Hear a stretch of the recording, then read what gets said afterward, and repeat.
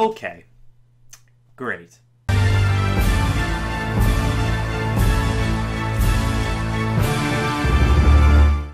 Hey guys, what's going on? James here, and before this video starts, I want to say shout out to my good best friend Sam.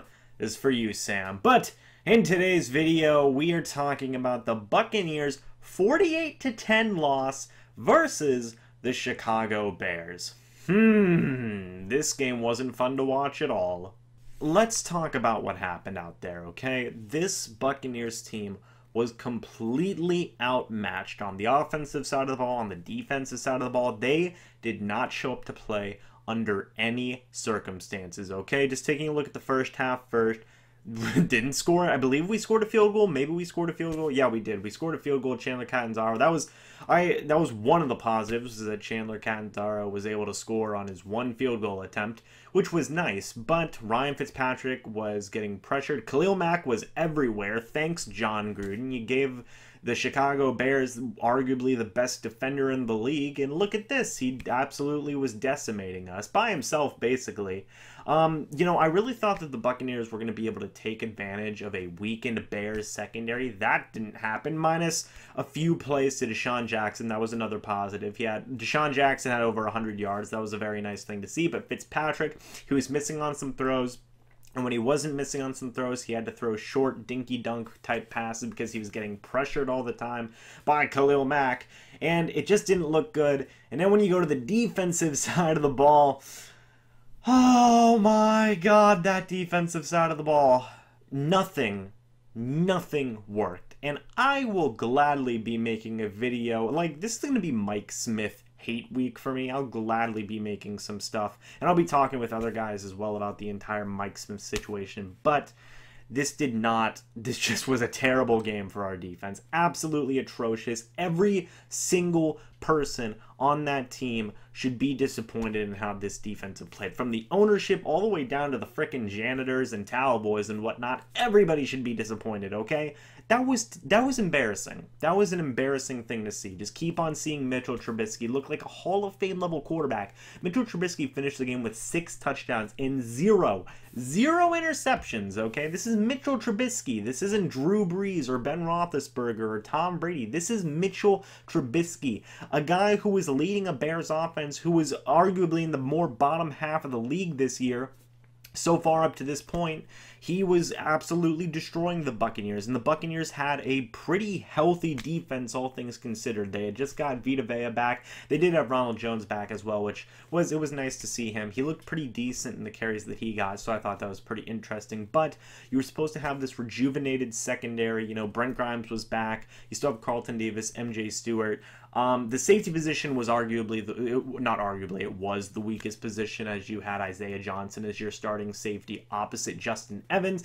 And oh boy, that secondary got carved apart as Mitchell Trubisky was pretty darn accurate. I believe he connected on around 80% of his passes, which, holy crap, and he threw 6 touchdowns, which again, holy crap. I can't say enough bad things about this game, okay? It was that bad.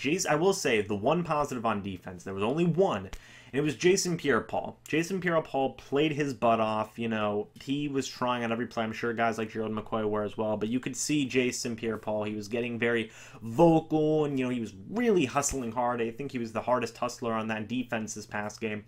So you could tell that he was trying really hard, and he's actually growing into a pretty strong leader for this team. It kind of makes me wish he'd been here his whole career, but that's neither here nor there.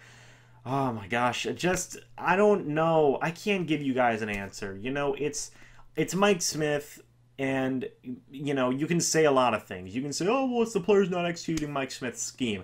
That's Mike Smith's fault. Mike Smith's supposed to teach them how to execute the scheme. If they're not doing that, that's Mike Smith's fault. Mike Smith's been here for two and 1/4 years now, right? And his defense has never been middle of the pack. It's never been top 20, I believe. I don't think it's ever been top 20 for an entire season. The past 2 years he's had, the Buccaneers have been a bottom half defense, and it's starting to look like that again. The Buccaneers have given up 139 points in 4 games. That's an average of 26 points a game. That's how bad Mike Smith's defense is doing right now. Again, I'll be talking more about that later, but the point is that this defense just completely just crapped the bed in this game. Mitchell Trubisky looked like a Hall of Fame level quarterback. He really did. It was awful. And there were really not a lot of positives to take away from it besides Jason Pierre-Paul. So that just sucked. Moving into the second half, and Ryan Fitzpatrick was then replaced with Jameis Winston, who is actually going to be the starter for Week 6 versus the Atlanta Falcons. That should be very, very fun to see. I'll be making a video about that, I am sure. And then Jameis came in. He threw an interception because his arm got hit. Khalil Mack was the one who hit his arm because, of course, it was. And Danny Trevathan had the interception. Later on, he would throw a touchdown to Cameron Brate, which I thought looked pretty nice. Aside from the 2 interceptions, Jameis looked pretty clean. He had a pretty decent completion to an attempt ratio and whatnot. I believe he was up in the high 80s for his overall completion percentage. So I liked it. You can't say, oh, well, he threw 2 interceptions, but honestly, one of those was because he got his arm hit. The other one was because he was trying to come back from a disgusting deficit. There's so much to break down after this game and whatnot. I'm sure I'll be doing a live stream with a handful of people. I'm going to be talking to a lot of people, but really, I'm trying to keep this as non-ranty as I can, but that's really getting hard to do because this defense is so aggravating. This defense is so aggravating, and I truly believe that the Buccaneers have the players to have a good defense. I believe that 100%.